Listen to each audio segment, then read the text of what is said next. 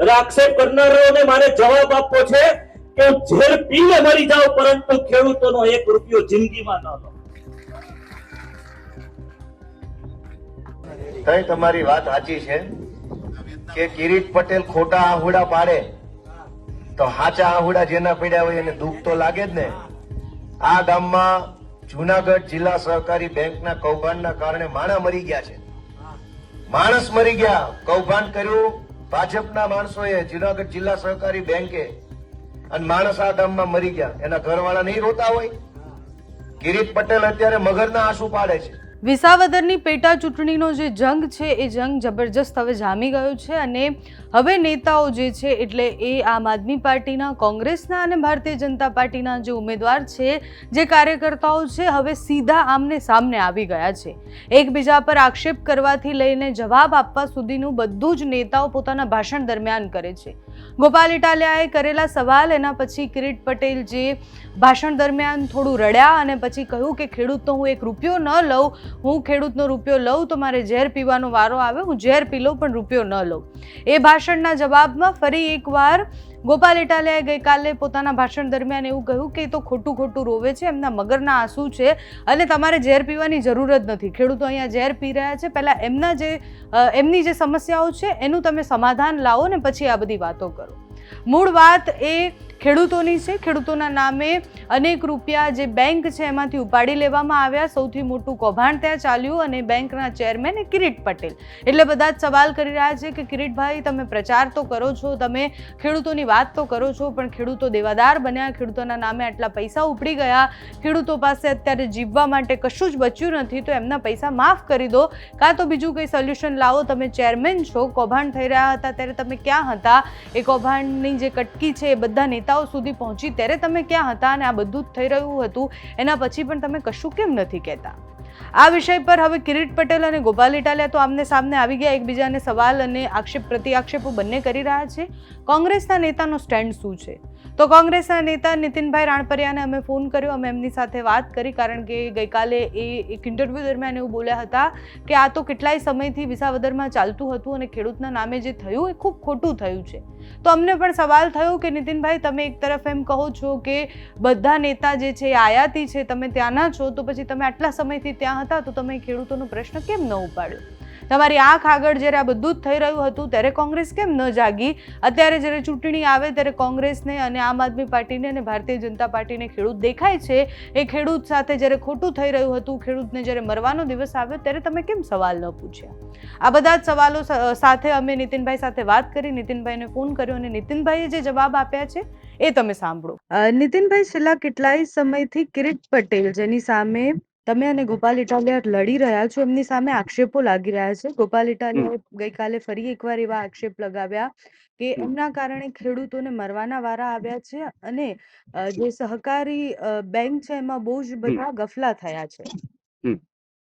બેન, સહકારી મંડળીનું કૌભાંડ બહુ ટાઈમ પહેલાનું ચાલે છે. ખેડૂતોના નામે પૈસા ઉપડી ગયા છે. ખેડૂતો અત્યારે હેરાન છે. અને જેમાં જે સહકારી મંડળીમાં કે જે બેંકમાં જે કૌભાંડ થયું છે એ જ્યારે કૌભાંડ થયું ત્યારે કિરીટભાઈ પટેલ એના ચેરમેન હતા. આજે પણ કિરીટભાઈ પટેલ એ જ બેંકના ચેરમેન છે. તો અત્યારે ખેડૂતો પરેશાન છે. ખેડૂતોને બેંક દ્વારા નોટિસ આપવામાં આવી છે. ખેડૂતોને બેંક દ્વારા પ્રેશર કરવામાં આવે છે. જે પૈસા ખેડૂતોએ ખરેખર નથી ઉપાડ્યા, એ કૌભાંડ તો કોઈ બીજાએ કર્યું છે. કૌભાંડ કોણે કર્યું છે એ વાતમાં આપણે નહીં પડી, પણ અત્યારે ખેડૂતની પરિસ્થિતિ ખરાબ છે. ખેડૂતને આપઘાત કરવા પડે ત્યાં સુધી એની હાલત ખરાબ થઈ ગઈ છે.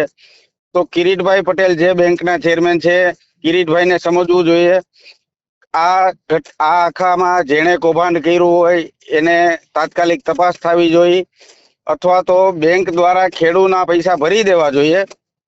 તપાસ ન કરવી હોય અને જે કોઈ જવાબદાર છે એને સજા થવી જોઈએ, પણ ખેડૂતને છૂટા કરવા જોઈએ.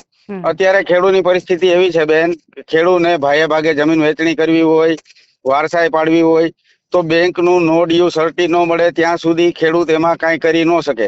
તો ખેડૂતે જે પૈસા નથી ઉપાડ્યા અને અત્યારે આવું કપરી પરિસ્થિતિ થઈ ગઈ છે ખેડૂતની અને ખેડૂતો ભોગવે છે. તો આનો વહેલી તકે નિકાલ કરવો જોઈએ બેન. કાં તો તપાસ કરીને જે જવાબદાર છે એને સજા આપવી જોઈએ અને એની પાસેથી આ પૈસા વસૂલ કરવા જોઈએ. અને એવું સરકાર ન કરવા માંગતી હોય કે કિરીટભાઈ ન કરવા માંગતા હોય તો બેંકે આ પૈસા ભરી દેવા જોઈએ. ખેડૂતને તો છૂટા કરી દેવા જોઈએ ને. ખેડૂતને અત્યારે શું કામ ફસાયા છે કારણ વગરના. પણ નીતિનભાઈ, તમે એવું કહી રહ્યા છો કે છેલ્લા કેટલાય સમયથી આ બધું ચાલી રહ્યું હતું અને આ ખૂબ જૂની સમસ્યા છે, તો આના ઉપર અવાજ કોંગ્રેસે કેમ ન ઉપાડ્યો? ગોપાલ ઇટાલિયાને તમે એક તરફ કહો છો કે આયાતી ઉમેદવાર છે, એ આવી અને જ્યારે બધા પ્રશ્નો ઉજાગર કરે છે ત્યારે કહો છો કે આ જૂનું ચાલતું હતું બધું. કોંગ્રેસે ઉપાડ્યો જ તો બેન. તમે જે ખેડૂતો એમાં જેને જે ભોગ બન્યા છે ને એને ખેડૂત અમે ઉપાડ્યો તો. અમારું ક્યાંય ચાલવા નથી દેતા બાગડ બિલા. ઓકે નીતિનભાઈ, તમને શું લાગે છે કે આ ચૂંટણીની જંગમાં આ સૌથી મોટો મુદ્દો બનવાનો છે? આના ઉપર તમે લડશો જો તમે જીતો? અમે લડી જ છીએ બેન. અને સૌથી મોટો મુદ્દા તો આના કરતા બીજા ઘણા બધા છે. મુદ્દા તો સરકાર વિરુદ્ધ અમારી પાસે 1000 છે. ભેસાણ વિસાવદર તાલુકામાં કે ભેસાણ આખી વિધાનસભામાં તમે જોવો બેન, તમે અત્યારે તમે આ ઇલેક્શનમાં તમે બધા ગામે ગામ જતા કવરેજ લેવા, તો તમે આખા વિસ્તારમાં કયો રસ્તો સારો છે? એક પણ રસ્તો સારો નથી. માત્ર વિકાસની વાતો કરે છે.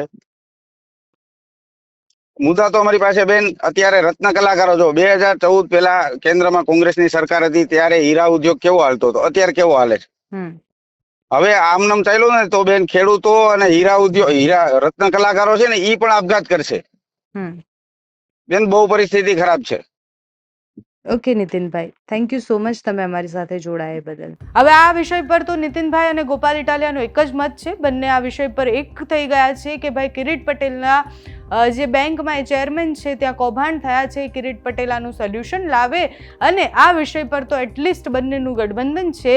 અંદરનું ગઠબંધન તો ખૂબ પહેલાથી છે એવું બધા જ કહી રહ્યા છે કે વિસાવદરમાં નબળા ઉમેદવાર ઉતારવાનું એક જ કારણ હતું કે કોંગ્રેસ પણ ચાહતી હતી કે ત્યાં આમ આદમી પાર્ટી અને ગોપાલ ઇટાલિયા જીતે અને એટલે નબળા ઉમેદવાર ઉતાર્યા છે.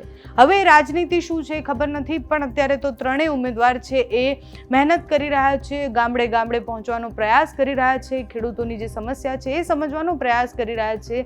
આગળ જતા વિસાવદરની જંગમાં શું થાય છે એ જોવાનું રહ્યું. તમારું આ વિષય પર શું માનવું છે અમને કમેન્ટ્સમાં જણાવજો. અત્યારે આ વિડીયોમાં બસ આટલું. જો તમે અમને યુટ્યુબ પર જોઈ રહ્યા હોય તો સબસ્ક્રાઇબ કરજો, ફેસબુક પર જોઈ રહ્યા હોય તો ફોલો કરજો, અમારા વિડીયોને લાઇક અને શેર કરજો.